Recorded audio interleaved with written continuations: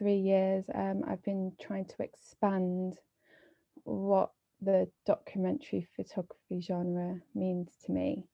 So within that kind of exploration, I guess I have been led to a place of where my interests kind of look at like absence and presence, like how to kind of represent the non-representable. So I look a lot at invisibility. And I'm also really drawn to, like Tom, the kind of what can be explored between the real and the non-real. So exploring those boundaries and what truth means.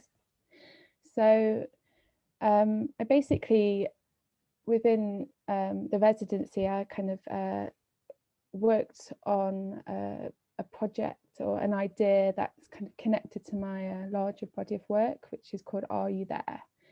And that particular body of work is more multidisciplinary, but mostly photography. And it's an exploration of a kind of searching for my estranged father, who I've never met. And there's a lot of mystery around him. And I started to collaborate with clairvoyants and psychic mediums to kind of grasp some idea of who he might have been or what he might have been like, kind of connected in with very few real anecdotes around him taken from family members and such. So I used the residency to explore a kind of more around the idea of the image of my father. So one part of it was to look at his image and how I could use his image, or like a real physical image of him. So I brought that into the project, into this residency, and kind of was looking at ways that I could erase him, bring him back here, in like reframe his image, because I was recently given came across a real image of him, which obviously changes my whole wider project. And then the other part was to really look and connect with mediums and clairvoyances, and just to explore how their insight and their ability to see what we can't see how that could determine aspects of reality, perspective of reality, and also how it could bring what that does to like my future, one's future. And I kind of really wanted to look at it in this because there's so much lack of control with what we're all facing at the moment. We don't know what's coming next. It feels very strained and tense in that sense. It was really interesting to me to explore that, and with that, because of the social distancing, I explored that through the digital realm, so like working with psychics and clairvoyances online. So yeah, I think that sums it up a bit. It's quite a big thing to summarize, but yeah. Thanks, Kelly. It's hard for me to know if that's a good summary or not, because obviously I know what you're talking about, but if anybody else has got questions, please feel to pitch in at any point, either kind of directly, just shout out, or type something into the chat if you have questions that you want to ask. Shall we go over to you, Tom? I think one thing that Kelly mentioned there, which I think is really interesting, was that kind of the overlap of your kind of interests and how you kind of had shared aspects to your work, and the work's very different, but there was that kind of point of contact between your work. So it'd be really interesting to hear about that a little bit as well. Yeah, so I think very much like Kelly, a lot of my work is based in the photographic, but then does sort of stem out into sort of installation, sculptures, video and light pieces I've made previously. But the crossover with Kelly falls with the blurred, or paradoxically the fine line between truth and fiction. And I think that's something we had some really good discussions about maybe what a photograph actually means, what the object of a photograph is. And I think that's, in a way, has quite a strong effect on Kelly's project. And then in my project, it's possibly sort of got closer links to the ideas of time, provenance, veracity, especially with the analog medium, because a lot of the sort of earlier research in my works are based in archives. So that sort of inbuilt truth in history, becomes an important part of the work. And for those that sort of haven't looked at the website yet, or don't really know my work, which I imagine is most people, I use this residency opportunity to sort of explore this boundary between the real and the unreal in relation to space travel. In particular, sort of a colony on Mars in the near future. And this is a very, it's ever in flux, this topic, because of the sort of advancements that are coming out every sort of week, every day. You've got Elon Musk and SpaceX. You've got just announced, what was it, a couple of days ago, that the UK Space Agency are working with Rolls-Royce to develop nuclear powered rockets. It's one of those things that since the start of the project has been ever changing, ever evolving. But as part of the application process, I was sort of aligned in a way this idea that it's supposedly a 9-month journey from Earth to Mars, one way if you get it at the right time. And at the time of writing the application, it was sort of a 9-month journey from the beginning of the pandemic until that point. And I sort of saw a parallel between that and arriving in this new world and trying to imagine what this new world might be. A lot of these sort of fictions of imagination are based around Greek mythology, which also has links to a lot of the NASA space programs. Obviously, you've got Apollo, you've got Artemis coming up, and then other things that I was looking at, maybe Aristeus, who's also a god of many things, but also beekeeping, and then sort of bees, colonies, all become sort of important images that are used throughout the works, and things that I'm constantly exploring and will continue to explore after this residency. And that's one of the good things about sort of being involved in this and sort of having these discussions with Kelly, is looking at where things go from the photographic to the physical, and what works and what creates a good visual representation of an idea. Because I think those that produce art themselves, or know people that produce art, it's all well and good having an idea in your head and thinking, oh, this is great. But if you can't actually talk about it, or the idea doesn't come across the way you think it does, then it's kind of a sort of a no-go, really. I think being able to discuss those things with Kelly was great. I'm going to chip in, Tom, if that's all right. Yeah. I think that's one of the things that we sort of hope for with Artcore's residencies, because we, generally speaking, have 2 people in residence at the same time. We're always kind of hoping that there'll be some sort of collaboration. And some people might remember back in the days when we were able to have the space open, that Nisa Khan and Charlotte Cullen were in residence, and they made some fantastic work, which included some collaborative pieces. They made some physically made some collaborative pieces by firing some ceramics, which all exploded in the kiln. So we saw these fantastic exploded clay objects that they've made. And it's kind of interesting to think, well, how would that kind of collaboration work where there isn't a physical space?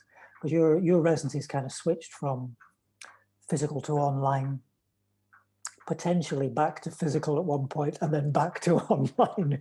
Fingers crossed. In and out of lockdown.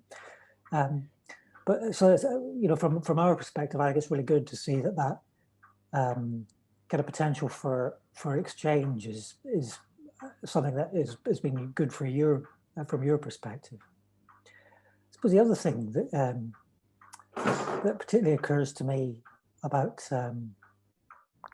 the way that you've worked and what you've done is that something you alluded to there, Tom, actually, is that I can't remember who said this, but I'm sure there's an artist quoted as saying that all work is provisional.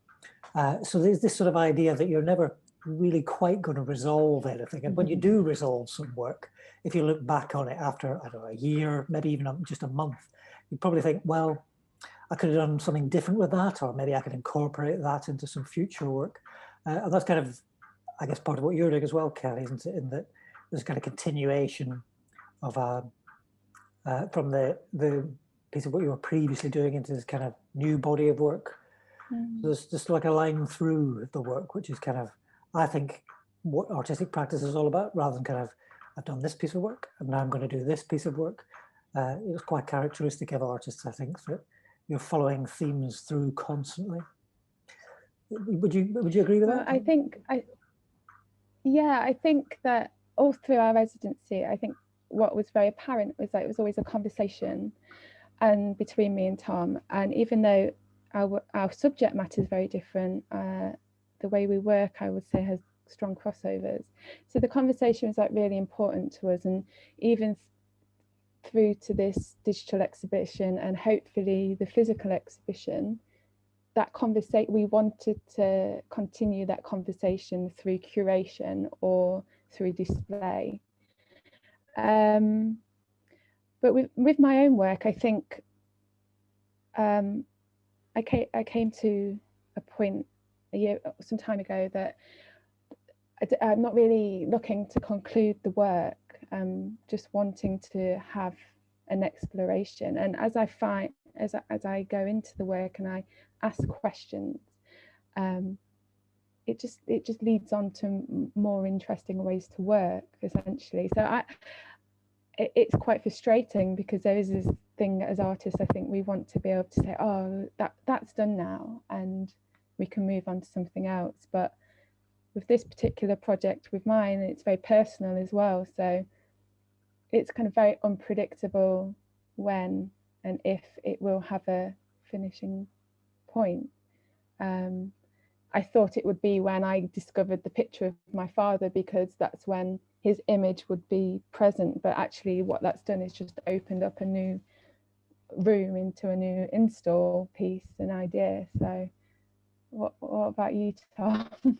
I think for me, it's this residency and sort of our discussions have not necessarily been a resolve, have more been a sort of a fork in the road. And I think I maybe had this sort of early idea that I wanted to address, which was based on previous work, and then coming to this residency, it's just took me off to another angle and sort of taken me new places that I hadn't really considered. And I think because we share such similarities, maybe not visually in our work or what our work's about, because in a way the works are about the same things, which is about sort of truth and these sort of myths in social culture, and things that are influenced, how the photographs influence people's perspectives. I think they're themes that we share a lot about our work. And I think going forward, this residency is hopefully going to give us stuff to talk about going forwards together after the residency, like after the hopefully in real show, that hopefully we'll be able to keep building on each other's work in the future. And I think that's one thing that we talked about today. We'd like to curate something together in the future and maybe bring in other artists' work who share the ideas that we want to talk about. So yeah, it's been really good to just to have that potentiality of future collaboration. And I think that's really great for artists to have the chance to make that and connect that.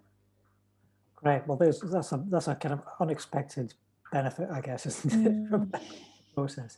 I suppose one other thing that you both talked about that kind of interests me particularly is where photography sits in relation to artistic practice, because both of you use photography, you make photographs, but neither of you describe yourselves as photographers.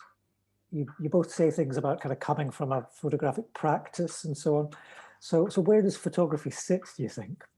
I mean, I guess it's a kind of eternal question, isn't it, for photography? You know, when will photography become art, or will it always be perceived as slightly separate? I think I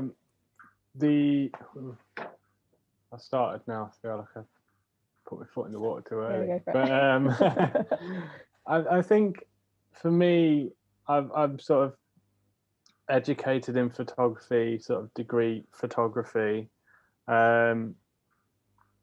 But then following that and taking some time away from education, I've become to realise that it was a bit of a bit of a chastity belt in a way. I don't know if that's quite the right phrase, but it's kind of like this pure photography form being photography and a photographer, and that's your function. Whereas stepping away from that, I sort of feel like the title of visual artist or multidisciplinary artist, although a bit sort of, when you say it out loud, is a bit self-indulgent, but and then photography becomes the sort of the medium or the equipment or the tool, but actually the art is the idea, and photography is just a means to visualize that idea. And there's some work that I've not been able to visualize digitally, but hopefully will in real, that is about the photograph, but also about how the photograph is shown. And that's more than photography, and that's how I see it now, that photography is a tool to visualize rather than the big all and end all. Kelly? Yeah, I think for me personally, I think like it's just, I've been on this route of evolving with photography. I would say, like, before, my work was quite traditional documentary photography, and I studied documentary photography at the University of South Wales, an MA there under Lisa Barnard. And I think working with Lisa just really kind of radicalized my idea of what documentary photography can be, and kind of, yeah, opened up the gates almost. And it was a struggle for me for a while, but actually the reality was that I was very frustrated at the limitations of my own limitations that I was putting on myself for holding that label. So I think documentary photography it's a really exciting place to, like, it's an exciting place to explore at the moment, because I think it is going through a bit of like an identity crisis, and a lot of things could be classed as, you know, a document. So that's the big argument that I'm not going to get into right now because I don't have the brain capacity. But but for me, it's just a lot more. I don't do very well with feeling like I'm limited by anything. So it's really, this residency has actually made me much more comfortable in my own practice of wanting to just explore different mediums and feeling okay to do that. And it's been the first time I've actually felt okay to do that, I think. So I think that's really interesting. Just as a little bit of an aside, which Stu, who's with us today, will recognise. I teach on MA Curation Practices course at Leeds Arts University with one of my other hats on. And today we had our periodic review of the course, and there are a number of different MAs. I think there are now 9 different MA courses.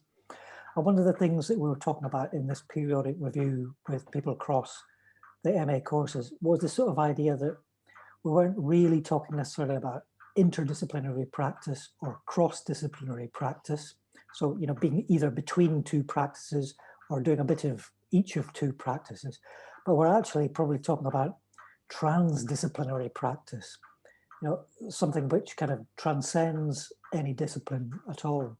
So that rather than us kind of saying, well, you're a photographer, you're a fine artist, you're a curator, and so on, we would kind of recognize that actually there's it's less of a series of columns with or boxes with a name in each of them, but actually more of a Venn diagram with overlapping types of practice, which are kind of incorporated into these sort of hybrid disciplines. I kind of feel that that's sort of where both of you are in a sense. I'm definitely going to be stealing that for my artist bio. Yeah. Transdisciplinary artist. Yeah, why not? I'll just edit that immediately. Yeah. Although one of the other suggestions was post-disciplinary, which I thought was quite nice as well. But I guess if you think about postmodern, the idea of the postmodern, for me, the whole idea of the postmodern is that you've kind of gone beyond the medium or form being really important. So actually, you know, people aren't a photographer or a painter or a sculptor, but actually you're an artist who employs, or perhaps a transdisciplinary artist who employs whatever seems like the right thing to use at the time. Yeah, and I think that's, I think because I've been working with the subject matter of clairvoyancy and kind of people who are really working with a different level of sensory space, or it's arguable what they're working with, but I've really felt like it's been really nice to use my instincts to just go, oh, I'm going to work with this medium, not the medium clairvoyant, but the tool. So maybe I'm working with, you know, video or photography or print or reproduction or photocopy, and just to instinctively kind of adopt a sense of working a bit more, this is going to sound really cliche, but like a bit more spiritually within the practice. It's been really nice. And I think from my perspective, I think this residency has really sort of, as I said, put the fork in the road, but really highlighted that I enjoy experiencing artworks from a three-dimensional perspective. I enjoy seeing how a space is put together. I enjoy what is shown to you. I see sort of curation as an art form in itself, and how you can direct a person and how somebody can experience your own work, and it's not from a two-dimensional perspective. And I think having this sort of transdisciplinary perspective allows you to think in these sort of more three-dimensional ways that maybe thinking in a purely photographic way is somewhat limited by two-dimensionality. Great. Yeah. I'm sure other people who are artists who are with us today probably think similar things in many ways. I don't know if anyone wants to kind of comment on that. Like, I can see you nodding a little bit there, Tim. I think you've got quite a sort of hybrid practice in a sense. Yeah. No, I was thinking that really chimes with me, because I kind of often struggle trying to define what I do and how to describe my practice, and I kind of cringe because I use photography, but I would never call myself a photographer, and I don't have that that training. So I think it's quite useful. I like post-disciplinary. That does appeal. Could you put a link to your work? Tim, could you put a link to your work, please? In the chat? Yeah, we'll do. So should we have a little look at the website? Obviously, we were working towards what we hope to be a physical exhibition as the first outcome of this. But I guess it was always a little bit up in the air as we went under different types of restriction and in and out of lockdowns and so on. So we decided at a relatively late point in the day, I guess, that we would have both iterations, or we would attempt to have both iterations, and that there wouldn't be one replicating the other. So an online exhibition, which was just taking a physical exhibition and placing it online, but they would have kind of their own integrity. So, well, I'm going to share my screen and just show you the website. Thanks for that.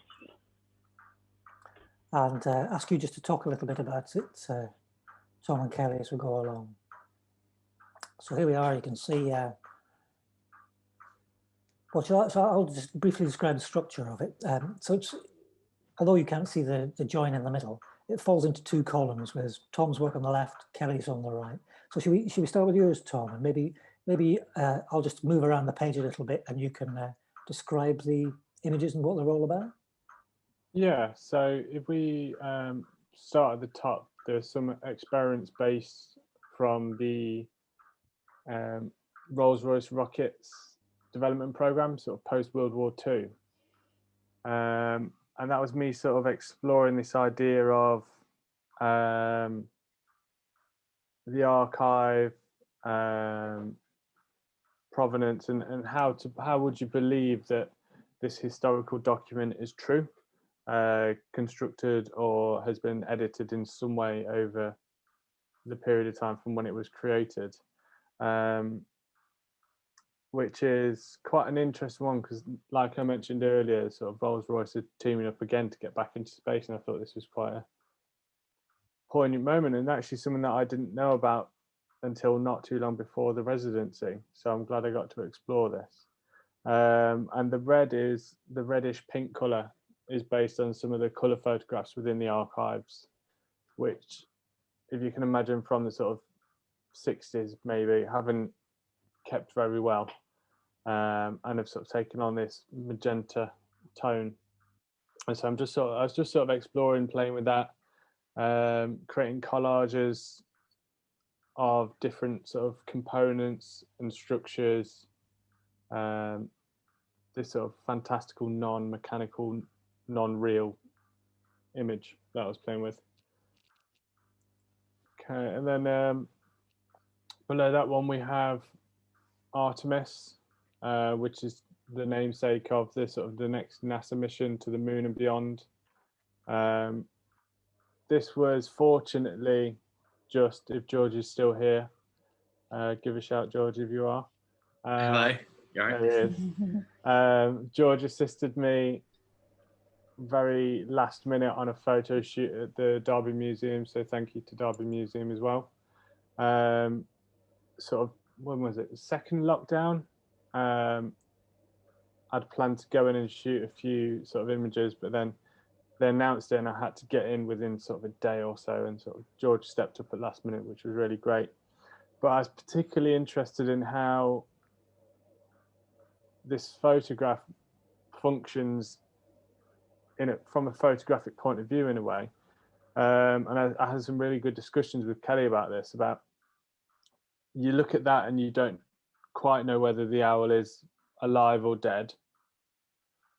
And from the sort of perspective I was working at, was it doesn't matter because it's not an owl, it's a photograph. And I think it's pinpointing that moment that you can translate to sort of other sort of documents, histories of science, where you're not actually looking at the event taking place, you're just looking at a photograph. I was reminded a little bit, Tom, of something that's on TV at the moment. I don't know if anyone else has been watching the Natural History Museum. Behind the scenes at the Natural History Museum, there's a fantastic bit where one of the curators got out some models of lice. So they were scaled up, so they were kind of massive lice, and she had a head louse, and a pubic louse, but models of them that could be kind of disassembled and so So obviously they weren't a head louse and a pubic louse, or certainly not the kind you'd like to get. But I was kind of reminded about that sort of idea of how museums kind of present things as if they're a representation of something real, as opposed to what they are, which is, in this case, a dead bird attached to a stick. Yeah, pretty much. And just one last mention on the Artemis image is that Artemis by name in Greek mythology, because a lot of my work's linked to Greek mythology, is Apollo's twin sister. She is the goddess of the hunt, amongst other things, and also goddess of the moon. So sort of the image of an owl sort of encapsulates a few of those. It's a sort of nocturnal predator, for those that were wondering why an owl. Got some really, really good allusions there for you, isn't it? Yeah. Again, for those who aren't from Derby, don't know Derby very well, this is the Rolls-Royce test facility. And I was sort of playing with the idea of imagining this as maybe a film set or as a fictional document, or if I sort of describe this as a rocket development center, what is there to believe that that's true or false? I mean, it's a fairly sort of ambiguous building. It's just plain concrete, but that in itself, no windows, is quite mysterious. So by sort of documenting this, I wanted to create this sort of alternate fiction. And then the yellow rectangle shape is sort of a head nod in a way to the later works, looking at the beehives and beeswax, which will be further down, I believe. So is this a defunct rocket lab now, or is there still anything going on there, Tom? No, it's it's where they test the aero engines. Right, so they're actually in there doing. Yeah, they're still currently active test facility. It's got test facility written in massive chrome letters on the side. Fantastic. That sounds a bit 1970s to me. A little bit. So I thought there's just a couple of notes. There's one later down as well, which I don't think pops up quite as big, but just a few post-it notes. I mean, I work on post-it notes. I've got thousands of post-it notes that I work on and note around, and I had loads of these stuck to the window with little notes on little ideas. And building on something I said earlier, that it's not necessarily resolved.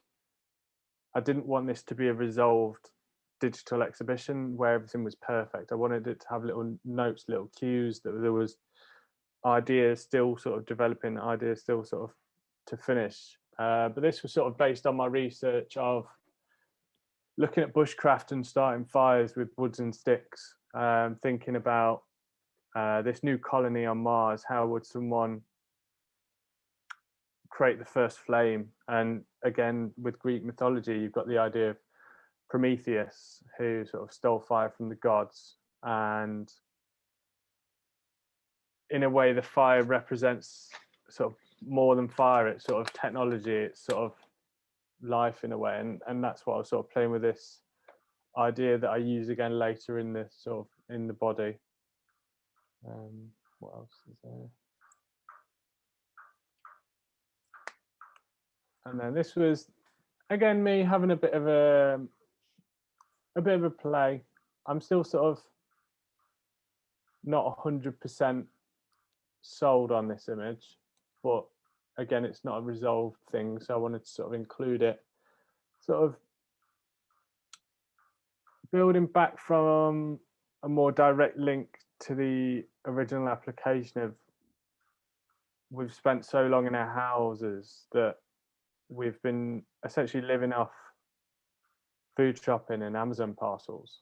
And this was me sort of trying to create a costume for stepping out into this new world. It's basically a cheap spaceman costume off Amazon, and the space flag was the American flag was off Amazon as well, and it was basically a way of summing up Amazon as a delivery service in this sort of pandemic, post-future, pre-future world. I've still got a lot more thinking to do about this idea. So it's, if anyone's got any comments, it would be particularly fantastic if you could have got Amazon to deliver everything by drone as well, I think, wouldn't it? I don't know if they're going to do that in Derby, maybe. Which is my pun leading us into the beeswax image. Yeah, so the bees is something that features quite a lot, and something that I was exploring and had some really good discussions with Kelly about in terms of working with the material. 1 second.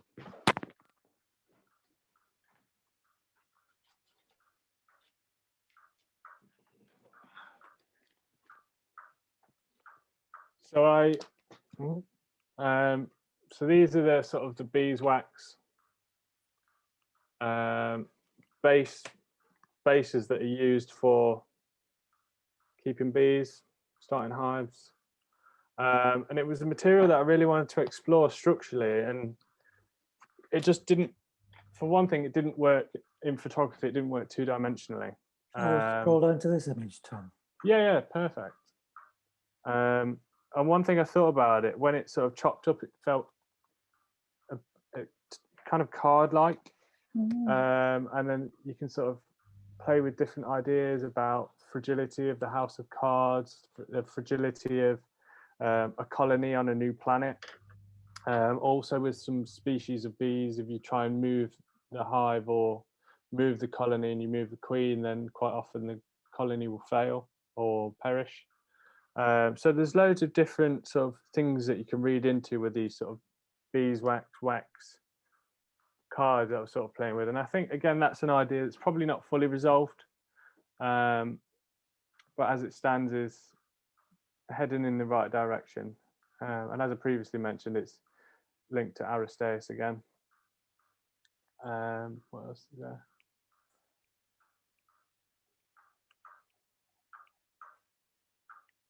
So this was originally an outtake from the images at the top, the pink ones, because a lot of at the time, these color images were recreated in a color darkroom. They're sort of handprints.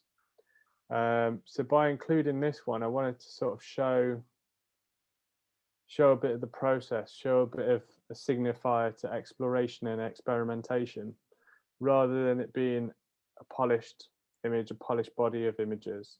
I wanted to include clues so that people who look at it maybe might realize, oh, that's not quite right. There's something slightly odd about that. I mean, obviously it's very odd. It's bright purple, but it's a clue. I like it as an image, as an object, and I thought I'd include that one. I don't think that one pops out, but that's another one of the sort of the Rolls-Royce facility, just a landscape one. And then this was a room that I wanted separately, that had some ideas that I'd already used. So just quickly on the left wall, if you drag it around a bit, yeah, we've got what in real life is a black mirror, or a clawed glass, which is sort of originally used in painting from the 17th century, I think it is. And I was playing with this idea of reflecting reality, distorting reality, and it's sort of no wonder that Charlie Brooker named his series Black Mirror. When you think about what it does, it's kind of a dark, mysterious, warped reality, and sort of mirrors is, again, an interesting thing that I want to carry forward in my practice. And then on the other wall should be the video that I've loosely... David's having a good time. On the other wall is a video that I've sort of tentatively titled Prometheus, which you can watch the full thing in your own sort of times if you've got 18 minutes to see quite a futile attempt. I won't give it fully away, but it's somewhat about futility, sort of failure of a species, failure of technology, and a bit of an irony really with that piece. And like me and Kelly have both mentioned as well, sort of working from a non-photography point of view, looking at sort of videos, this would potentially work as a performance piece. I think we discussed that, and as part of an installation. So that's why these two particularly are in their own digital room. So it's somewhere else to explore and some sort of other installation. Right. How'd you get out? What else was there?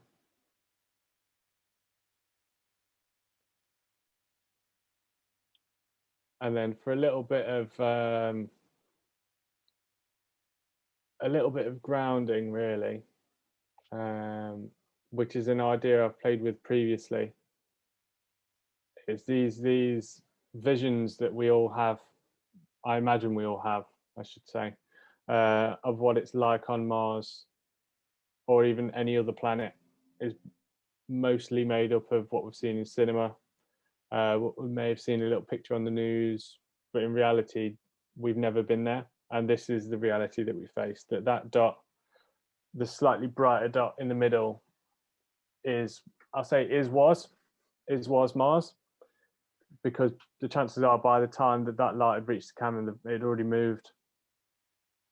And it's this idea that reality isn't exactly what you think it is, or the imagination that you think is real is actually just a fiction. I think I'll leave that as a summary, and I think, got a little bit more to explore at the bottom. Maybe something we talked about at one point, Tom, was the notion that the NASA photographs of Mars and other planets were actually not, of course, color photographs, so the color was kind of imposed, so a color palette was kind of selected. And I'd found when I went to Bolton Metro, the museum and art gallery in Bolton, they had some paintings by an artist from Bolton who'd gone out to America in the 18th century to make his fortune. And he happened to be a painter, so his paintings of Monument Valley and the Midwest became iconic images of that kind of conquest of America. But of course, NASA borrowed their color palette from those images of the conquest of the West, which was quite a kind of appropriate borrowing, really, quite an interesting one. So sorry, we've got one last video, Tom. Yeah. So again, that's just one people can look at as well in their own time. It's a bit more of me trying to start a fire. Again, a bit like the post-it note, is kind of a work in progress, or more of a visual note rather than a finished piece. But again, exploring what it would be like to record this with a moving image camera with no infrared filter. So it's mostly infrared with a bit of visible light as well. So just exploring that a little bit as a technique. That's great, thanks, Tom. Should we talk a bit about your work, Kelly? Where should we start? Where do you want to start? Let's start with the very first, that kind of looping video image. Yeah, sure. So I guess one thing I missed is to give you a bit of a brief reason why I was drawn to work with clairvoyant medium. So in this uncovering of my father, who died when I was he died when I was 15 years old. I also learnt that his brother was a kind of regionally famous clairvoyant in the East Midlands, and there was this draw towards him. So I would go to his nights kind of undercover, and there was this kind of wish to make work around my father in collaboration with him, but it didn't go in that direction. There's some ethical issues that concerned me, and I just wasn't quite ready. So I started to work with other clairvoyances, and I guess when I put this proposal in for the residency, I wanted to work with clairvoyances directly in the Artcore Gallery to make a video install of sessions that we would be having together. So like insights to connections with my deceased father. But that couldn't happen. So eventually, through my research, I found a kind of a psychic chat room where psychics from all over the world kind of offer their services and their insights to the spirit realm, and they do tarot readings, etc. So these loops of these psychics' eyes are meant for an install within a gallery as well as on here, but it was basically just an exploration of like looking at the idea that the medium is the message and connecting back to trying to represent the invisible. So in these videos, the clairvoyants are in the space of seeing what we can't see, i.e. the spirit realm. So it's kind of a documentation / observation of what we can't see and what they might be seeing, and what exploring what I might or the viewer might put onto what we're watching as a kind of putting our own perspective on what they might be seeing. So yeah, it's quite playful. It's also very unresolved. I think I wanted to work with some text as well to look at the general and the very specific information that they would give within their insights, and what they would see for me in particular, whether it was connecting to my father or connecting to my future, and looking at the tensions within that. So I think when we do, if fingers crossed we have the physical show, I will work with text alongside these video loops to play with what resonates with the viewer and what doesn't. Yeah, and the fortune teller here, Kelly, which yeah, is kind of a motif which you've used on the for the website, as well as something that you're going to use for a kind of further iteration of the work, aren't you? Yeah, so I started to play with so there's something quite childish and playful about the origami fortune teller. I think I used to do them as a child. I think lots of people did, but I kind of wanted to look at this particular form in reference to what I was looking at and dealing with, and I wanted to look at how the image of my father could kind of be incorporated into these origami paper fortune tellers. So looking at the photography and how it can be represented, his image through this medium. And this is quite nice actually, because it connects to the quite child part of this process, which, you know, there's this connection, this lost connection as a child to my father, and that is going to result in a quite large install, which I'm producing at the moment of so I'm using one origami fortune teller to represent one pixel in a big install of my father's portrait, which is going to be quite fun. I don't know if I've described that well enough, but I kind of want to hold some back as well. Absolutely. I think this is something that people will have to come and see for themselves. Yeah, at some future point.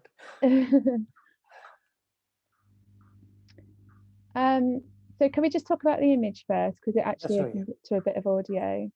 So, where am I? Yeah, so again, working with online clairvoyances, and a big part of my work has often connected to the spiritualist churches. So I've attended spiritualist churches, and I've often connected with the people the mediums and the clairvoyances who attend them. And so there's about 500 of those churches over the UK, and they work as quite regular church, but instead of having a priest, you'd have a clairvoyant doing a mass, to put it brief. So this was so a lot of the clairvoyances and the spiritualist churches have had to take their events online, which was really interesting to me, because a lot of the time a lot of the seances and rituals are done behind a closed door, but all of a sudden it was open to these online spaces. So this was taken during an online development meeting, and in these development circles, the mediums would develop their clairvoyant skills. So yeah, it was really interesting to me how these very private spaces were becoming public. And again, it was quite fun for me to learn how to photograph the internet, which was a new challenge. And what I particularly loved about this is I took a screenshot of the event that I was in, and I was participating in, and then I've actually re-photographed the screenshot in a very high format, so this could potentially make a very, very large image. So it's kind of looking at the reproduction of images in photography, whilst also exploring the digital realm and how people are also having to be forced to utilize it, which was quite fun. It's kind of fascinating, isn't it, that the whole business of the spiritualist church and clairvoyancy has embraced the ether that is the internet, so with such ease, really, isn't it? But to be fair, you know, if we look at the spiritualist movement, and they've always embraced technology. If we can really go back to looking at the early stages of photography, and how spirit photography and the spiritualist movement or spiritualist believers would use photography to as a form of evidence, really. I mean, that's also debatable whether, you know, what they were showing is true or wasn't true, but yeah, it was photography has this deep relationship with the spiritualist movement, and that's also a nice kind of link to the work, unexpectedly, really. I got a comment on the truthfulness or otherwise of photography, of course, I guess, as well, kind of documentary nature of photography. Yeah, deep back. Where would you like me to go next on the website? So I think there's a bit of audio in that, but I think we could let the should we let people discover that for themselves? Yeah, I think so. Okay. It's quite fun. And just to clarify, just to give you a bit of an idea where the audio comes from, it was the first meeting that I ever had with a clairvoyant to kind of uncover my father, and it was the first. It's quite a significant piece of audio in the work. So yeah.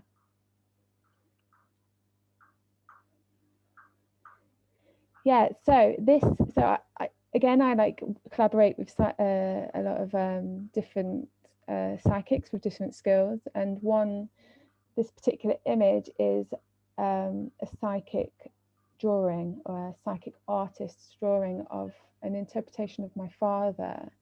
So this is her interpretation of him in the spirit realm. So this is what she sees when she channels the spirit realm and sees an image. That's her perspective of him. And this was quite fun as well, because she animated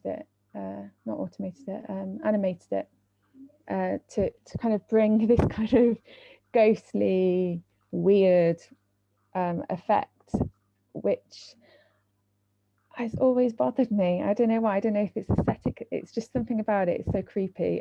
But I think at the same time, like, humor is really important, and with that, it's really interesting to see all these different interpretations and perspectives of what people, different mediums might perceive my father to look like, and this comes in with, you know, their own ideas and not stereotyping but assumptions of our relationship and what he might be and what he might be to me. So I've got quite a collection of these spirit portraits of my dad through different psychic artists, which I'd quite like to show actually in their raw form in a physical show if possible.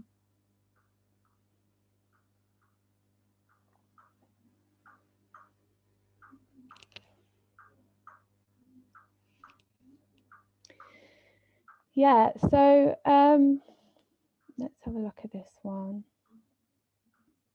With this image, I wanted to kind of explore the different ways that people who are interested in the paranormal might use technology. So I was looking at kind of the static noise or the white snow on television screens, and how paranormal investigators or people who believe in the way that spirits can communicate use things like technology, in this case a television.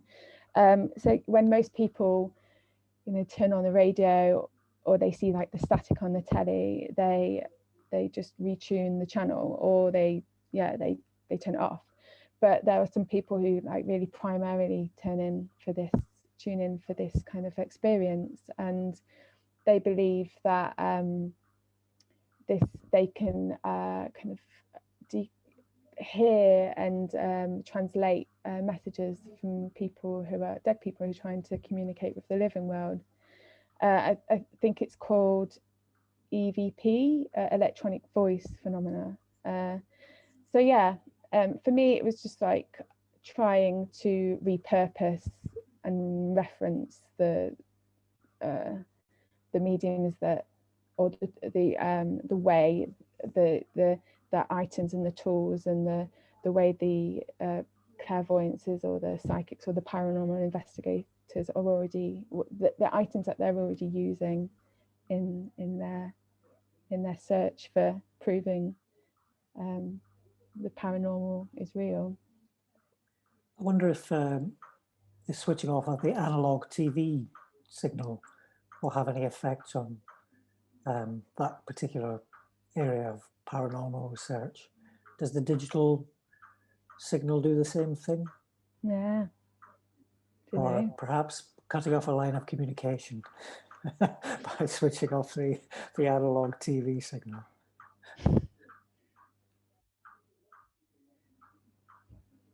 And yeah, this just a studio experiment, really. It's just a playful experiment on form.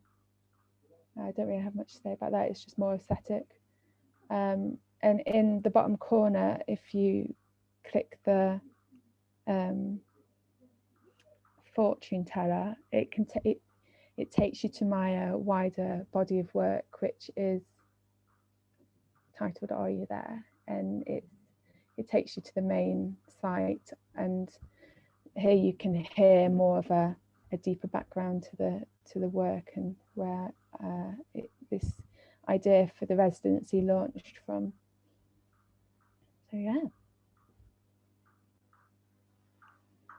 Great, thank you, Kelly. Welcome.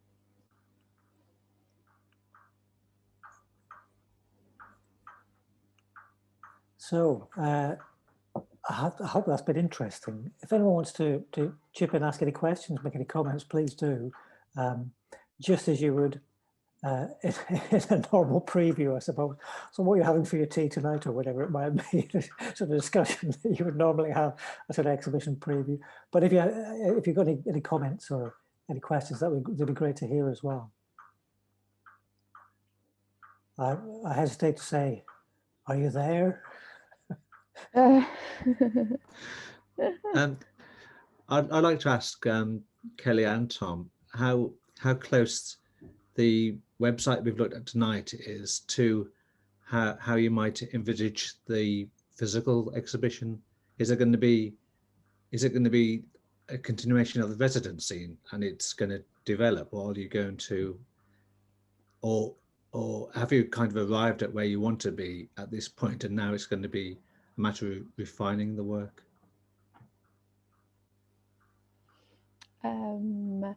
I imagine it to be very different in the physical, personally. I think the big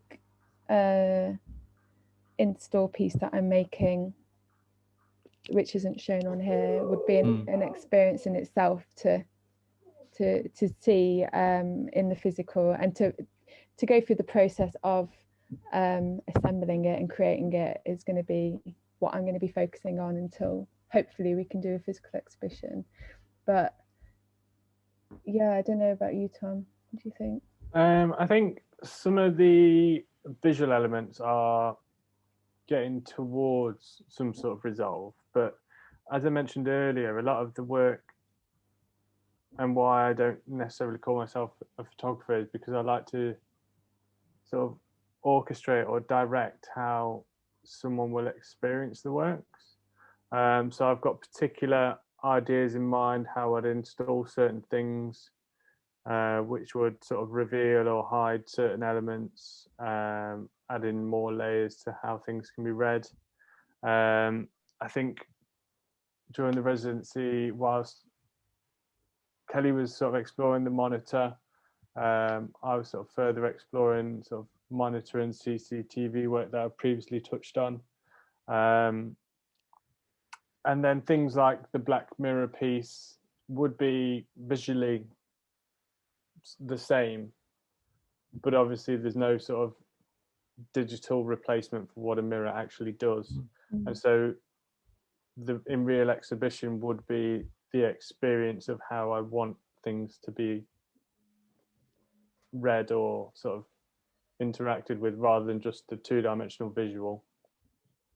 And there might be a couple of other little things that have sort of bubbled away under the surface.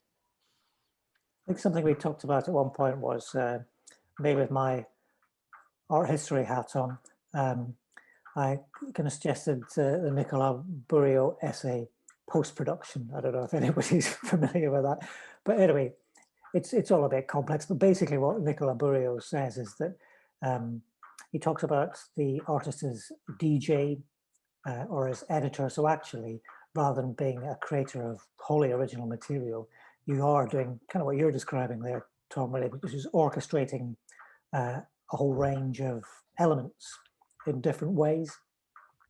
And you know, that might be kind of bricolage, collage. It might be that you translate them from 2 dimensions to 3 or the other direction. All sorts of different ways that you might basically become artist as DJ. So I don't know if that resonated or. Yeah, no, I think definitely that's a fairly good summary. But I think one of the biggest things that will come of a real exhibition is a physical discussion between mine and Kelly's work. And I think because we have shared these similarities working through the development process and sort of discussing closer to end results. And I think as great as the website is at allowing this sort of function a bit like a, what was it, like a one-armed bandit pinball machine, not pinball, you know what I mean? Of being able to align these sort of different ideas, these different fictions. I think that can be a whole new experience in real, and looking at 2 completely different bodies of work next to each other or intermingled or sort of co-curated together. It could just be a whole new thing to explore. Hopefully that. Yeah, and I think I'm really keen for anyone who visits a physical exhibition to be able to explore it in their own path as well. Like they will enter the space and they will choose to see different pieces depending on who they are and their own experiences and their own, you know, preferences. And it's nice that they can then experience it in a different way than this what we've offered. And we've tried to be very open and to create new spaces to explore within the digital site, but I think it'd be really nice to have it in the physical, so it allows people's own experiences to meet it well. Again, it carries on the conversation, opens up new conversations that we've been having to a wider audience. So I think that's rather a nice note to end on. yeah. Something for everybody to look forward to. Don't quite know when, but at some future point. It'd be great to kind of realise the physical exhibition. So, because I think you've done some great work, some really interesting work. So I'm going to round things off by saying thank you, Kelly and Tom. Although I guess we've got another little stage to come for the physical exhibition, whenever that might be. If anyone can see into the future, please. See you in 2025. And also, we should thank Hemel, who worked on the website for us. Did a really lovely job of turning what you wanted to achieve into something that that hopefully resembles what was in your minds. Yeah. And thank you to everybody who's come along tonight. It's great to see you virtually, and hope to see you IRL at the actual exhibition, wherever that might be. Thanks, everybody. Always, thank you. I was going to say, you can always drop me and Kelly a message once you've explored the website. If you do have any questions, I'm sure she'll agree. We're happy to discuss things in our own time. Thank you, guys. Thank you. you. Thank you, Robert. Bye. Bye. Really interesting listening to you both. Thanks. Good to see you both. Thank you. You too. Bye, love.